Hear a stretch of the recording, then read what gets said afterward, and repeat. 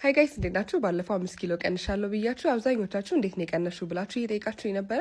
ዛሬ እሱን ነግራችኋለሁ። ያው ኪሎ ለመቀነስ ሳስብ መጀመሪያ አመጋገቤን ነበር ያስተካከልኩት። ከዛ በኋላ ደግሞ ኤክሰርሳይዝ አደርጋለሁ። ያው እንደምታዩት ከጠዋት 12 ሰዓት ነው የምነሳው። ከዛ ፊቴን ተጣጥቤ ጥርሴን ቦርሼ ከተስተካከልኩኝ በኋላ ልብሴን ለባብሳለኝ። ወክ ነው የማደርገውና እንደውም በጊዜ ስላልተነሳው ትንሽ ረፈድ አድርጌ ወጣሁኝ እንጂ ሻርፕ 12 ሰዓት ሲል እዛ ደርሳለሁኝ ወክ ማደርግበት ቦታና እዛ ስደርስ መጀመሪያ በጣም ቅዝቃዜ ይሆናል። ከዛ ደግሞ ሙቀት እየሆነ ይመጣና አየሩ በጣም ስለሚቀያየር ቆዳዬን እንዳይጎዳው በቫዝሊን ሎሽን ፕሮቴክት አድርጌው ስኪኔን በደንብ ሞይስቸራይዝ አድርጌ 3 ታይምስ ሞር ኦይሊ ስለሆነ በደንብ ሞይስቸራይዝ ያደርጋል። በዛ ላይ በጣም ረጅም ሰዓት ወክ ስለማድረግ ሎንግ ላስቲንግ ነው። ፕላስ ደግሞ እኔ በሚሄድበት ሰዓት በጣም ንፋስ አለና ንፋስ ቆዳችን ምን ያህል እንደሚሰነጣጥቅ ታውቃላችሁና ለዛ ደግሞ በደንብ ነው ቆዳዬን ፕሮቴክት እያደረገልኛል። ቆዳዬን በዚህ መልክ ሞይስቸራይዝ አድርጌ ከተንከባከብኩት በኋላ በባዶ ወዴ ደግሞ አፕል ሳይደር ጠጥቼ ወደ ወክ ነው መውጣው ማለት ነው። ከጓደኛዬ ጋር ነው የምንሄደው። ሶ ፍሬንድሺፕ ነው የምንሄደው። ሳምንት 3 ቀን ከተመቸኝ ደግሞ 4 ቀን ነው ወክ ማደርገው። በቀን 9 ኪሎ ሜትር ነው ወክ ማደርገው። ፍሬንድሺፕን 3 ጊዜ ነው የምዞረው ማለት ነው።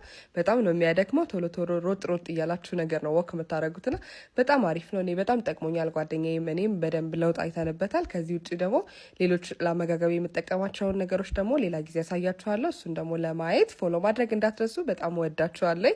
ራሳችሁን ስኪናችሁን ፕሮቴክት አድርጉ፣ ሰውነታችሁን ፕሮቴክት አድርጉ። መልካም ቀን። ፎሎ ማድረግ እንዳይረሳ። ባይ